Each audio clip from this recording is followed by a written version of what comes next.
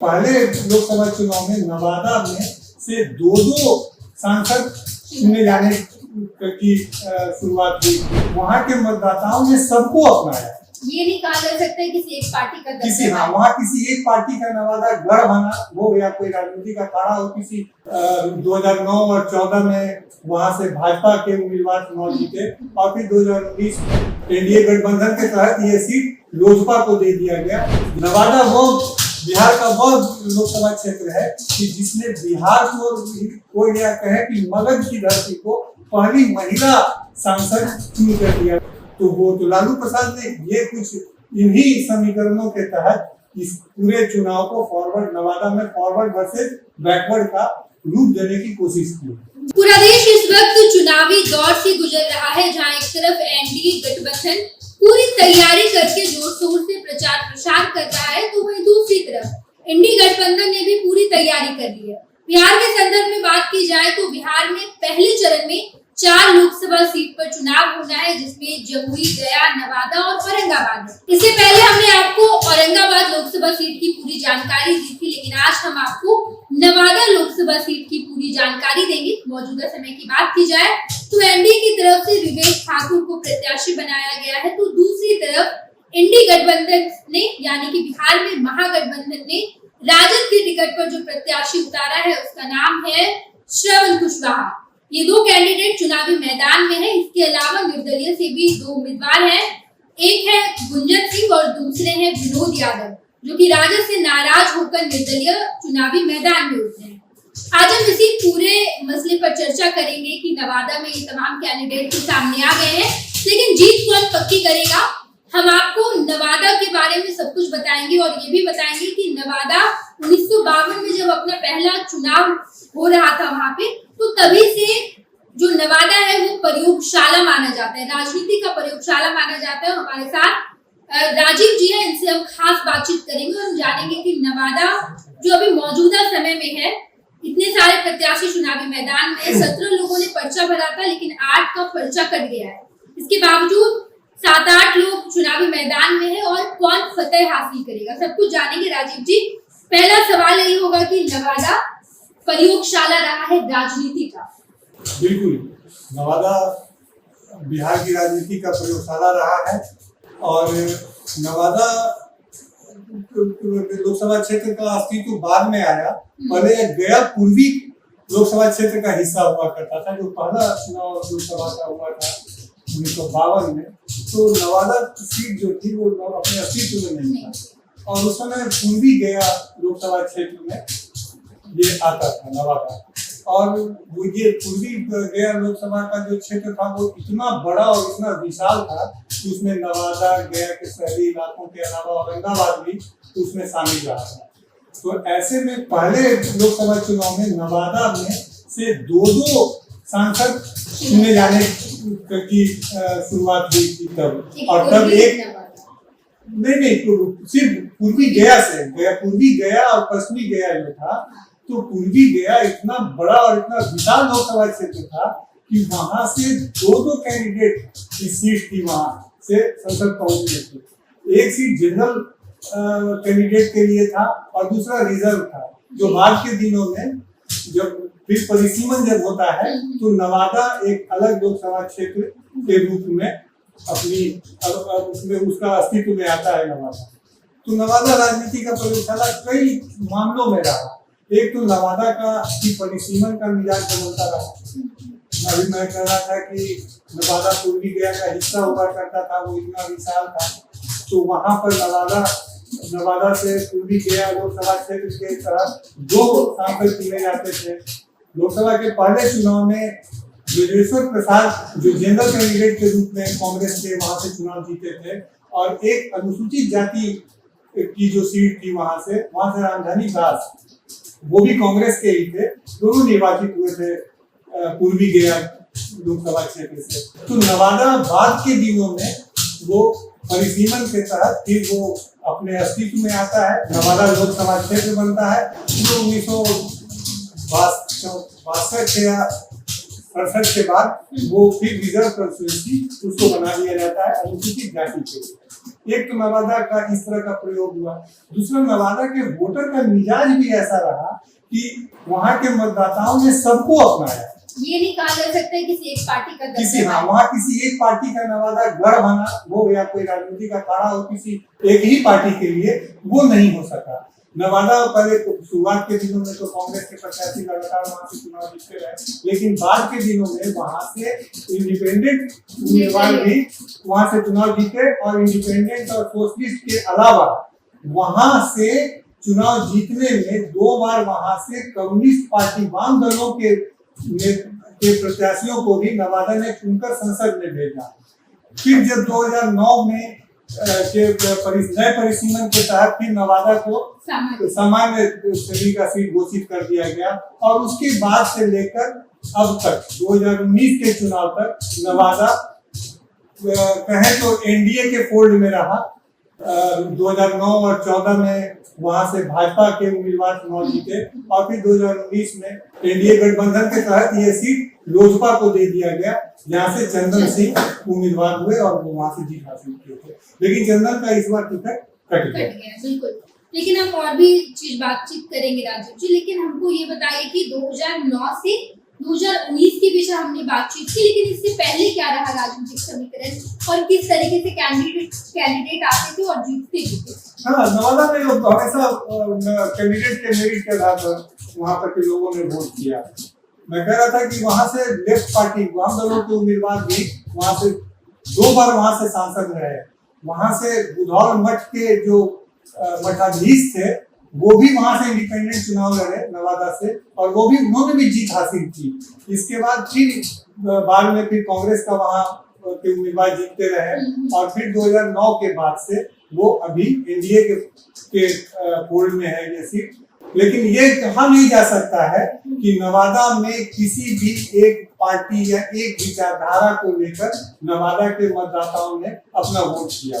हमने आपको बताया कि 1967 में कांग्रेस फ्रेम में नहीं रहती, वहां से सूर्य प्रकाश पूरी निर्दलीय उम्मीदवार उतारे जाते हैं और वो जीतते भी है। लेकिन इसके तुरंत बाद जो दूसरा लोकसभा चुनाव आता है, उसके बाद अगर 1996 की बात की जाए तो बीजेपी इस पूरे नवादा में चुनावी मैदान में पहली बार नजर आती है और कामेश्वर पासवान वहां से जीतते भी है। लेकिन उन सबके बाद भी अगर बात किया जाए तो 2004 में वीरचंद पासवान जब वो अनुसूचित जाति के लिए रिजर्व हो गया था, तो उस वक्त 2004 में वीरचंद पासवान राजद के कैंडिडेट, राजद ने भी वहां से अपने कई उम्मीदवार उतारे हैं और वो जीते भी हैं। इसके बाद 2009 की बात की जाए तो भोला सिंह जो कि बीजेपी से थे वो भी जीत हासिल किए। 2014 में गिरिराज सिंह आ गए और 2019 यानी कि पिछला लोकसभा चुनाव चंदन सिंह जब ये एनडीए गठबंधन आया तो एनडीए गठबंधन में ये सीट लोजपा के खाते में चली गई और चंदन सिंह वहां से प्रत्याशी उतारे गए तो जीत भी हासिल की और 2024 का समीकरण बिल्कुल बदल गया है।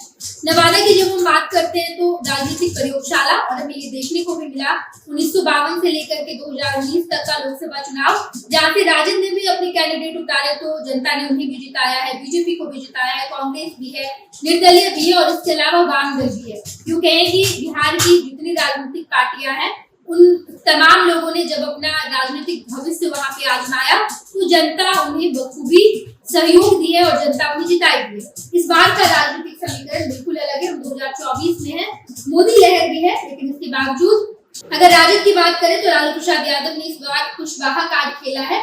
इस बात से राजद के नेता नाराज भी नजर आए, विनोद यादव पार्टी छोड़ो उसके बाद निर्दलीय आए हैं। इस बार का क्या कुछ राजनीतिक समीकरण है? देखिए, टिकट कटने के बाद तो हर पार्टी में एक छोटा सा बगावत, विरोध, विद्रोह, वो कोई नई बात नहीं है। और वहां पर नवादा को लेकर के सबसे बड़ा इस बार का जो ये है तो मतलब जो समीकरण बना है वो लालू प्रसाद के बारे में कहूंगा कि उन्होंने यहाँ भी इतना सोशल इंजीनियरिंग कार्ड नवादा में भी खेला है, क्योंकि नवादा को बुनियाद बहुत क्षेत्र माना जाता है। और लगातार आप पिछले चुनाव में देखिएगा, जब से नवादा सामान्य श्रेणी की सीट में शामिल हुआ है तब से वो 2009 में जब सामान्य श्रेणी में आने के बाद नवादा में पहला चुनाव हुआ था तो भोला प्रसाद सिंह वहां से निर्वाचित हुए थे। वो बीजेपी के कैंडिडेट थे और जाति से भी वो भूमिहार थे, तो वहाँ भूमिहार जाति का वर्चस्व समझकर वहां से चुनाव में टिकट उनको दिया गया था। फिर 2014 में भोला बाबू का टिकट काटकर फिर गिरिराज सिंह को वहां से भाजपा उतारती है। ये सारे उम्मीदवार वहां नवादा के स्थानीय नहीं थे।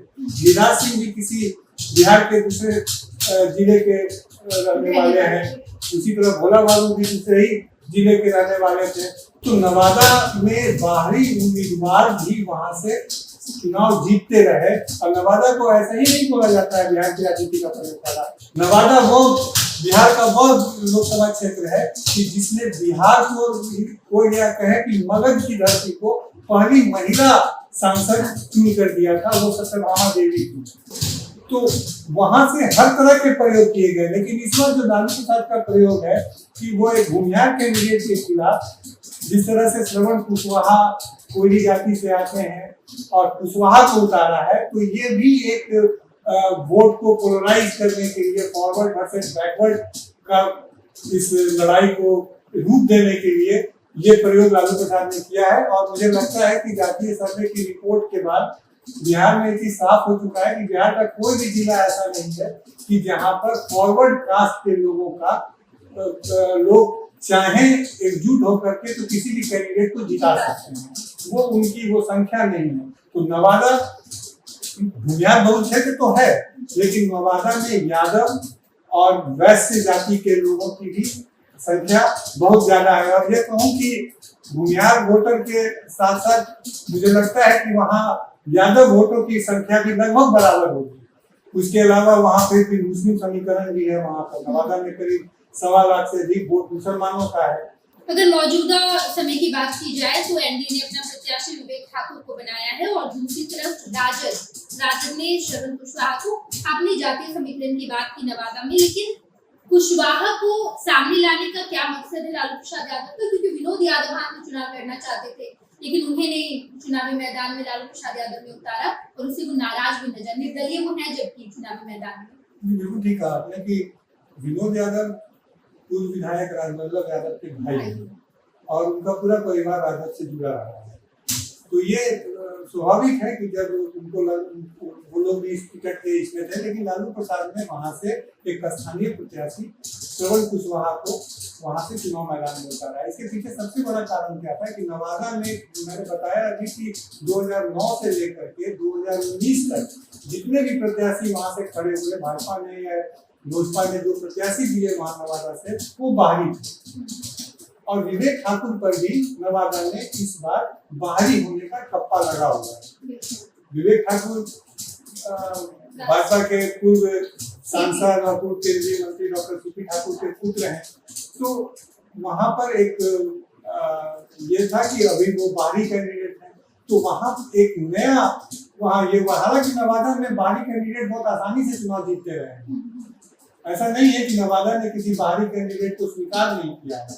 नवादा में भोला बाबू हो या गिरिराज सिंह हो या कुछ चंदन सिंह हो, पिछले चुनाव में देखिएगा ये सब बाहरी थे, वहाँ के कोई स्थानीय निवासी नहीं थे। लेकिन इस बार श्रवण कुशवाहा को टिकट देके लालू प्रसाद ने एक तीर से 2 निशाने साधे हैं। एक तो कि वहाँ बाहरी और स्थानीय की चर्चा छेड़ दी है उन्होंने पूरे चुनाव क्षेत्र में, और दूसरी बात ये है कि वहां पर बैकवर्ड और फॉरवर्ड वोट को पोलराइज करने की भी एक कोशिश की गई है। तो देखना दिलचस्प होगा कि नवादा क्या इस बार भी अपने पुराने राजनीतिक मिजाज के साथ जो उन्होंने बाहरी कैंडिडेट को अपनाया, वो महिलाओं को अपनाया, वो पार्टी के किसी भी दलगत इसमें कभी शामिल नहीं रहा। वहाँ पे कम्युनिस्ट पार्टी के भी कैंडिडेट जीतते रहे, वहां से निर्दलीय उम्मीदवार भी जीतते रहे, कांग्रेस के प्रत्याशी भी जीतते रहे और आरजेडी के भी उम्मीदवार वहां से जीतते रहे। तो अब ये देखना है कि क्या नवादा इस बार स्थानीय और बाहरी के मुद्दे पर वोट करेगा या नवादा फॉरवर्ड और बैकवर्ड का जो कार्ड खेला गया है, जिस तरह से औरंगाबाद की सीट पर भी वो फॉरवर्ड और बैकवर्ड का कार्ड खेल करके वहां से कुशवाहा उम्मीदवार को वहां से उम्मीदवार बनाया गया, ठीक वही प्रयोग नवादा में भी लालू प्रसाद ने किया है और वहां से श्रवण कुशवाहा को भूमिहार कैंडिडेट के अगेंस्ट वहां से उन्होंने दिया है।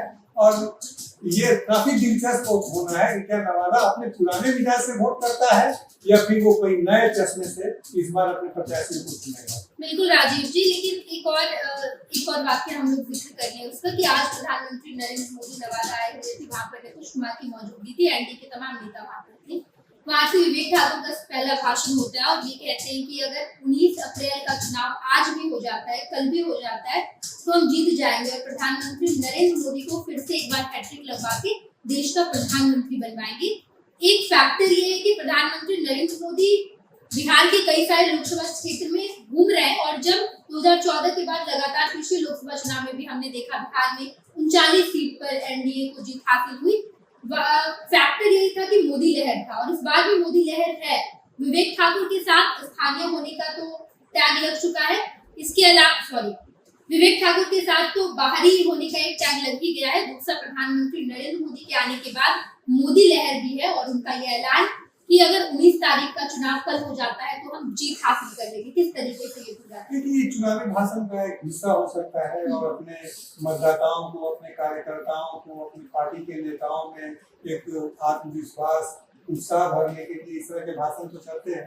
तो इसको मैं काफी गंभीरता से नहीं लूंगा वहां पर। लेकिन इस बार नवादा के मतदाताओं के सामने एक सबसे बड़ा सवाल ये होगा कि क्या नवादा में इस बार बाहरी और स्थानीय का कार्ड जो लालू प्रसाद की तरफ से खेला गया है वो कार्ड चल पाएगा, या नवादा के लोग जो अब तक 1952 से लेकर 2019 तक जिस तरह स्वच्छंद तरीकों से बिना किसी भेदभाव के वो कैंडिडेट को, चाहे वो बाहरी हो या स्थानीय हो, अपना मतदान करते रहे हैं, तो वो उस तरह से मतदान करेंगे। अगर ये स्पिरिट नवादा में इस बार भी दिखता है वहां के मतदाताओं में, तो विवेक ठाकुर एक काफी मजबूत कैंडिडेट होंगे और मोदी लहर में उनकी जीत की संभावना व्यक्त की जा सकती है।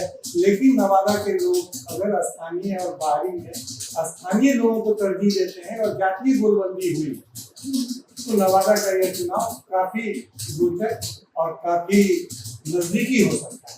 बिल्कुल राजन जी, बहुत बहुत धन्यवाद। ये देखना बड़ा दिलचस्प होगा कि नवादा की राजनीतिक प्रयोगशाला में क्या लालू प्रसाद यादव की सोशल इंजीनियरिंग जो है उनकी वो काम आती है, या फिर विवेक ठाकुर को मोदी लहर या बाहरी होने का फायदा मिलता है। तमाम खबरों से हम आपको रूबरू कराएंगे, देखते रहिएगा खुश बिहार झारखंड। पनोरमा ग्रुप, जो सोचता है वो करता है, आपके अपने सपनों का आशियाना।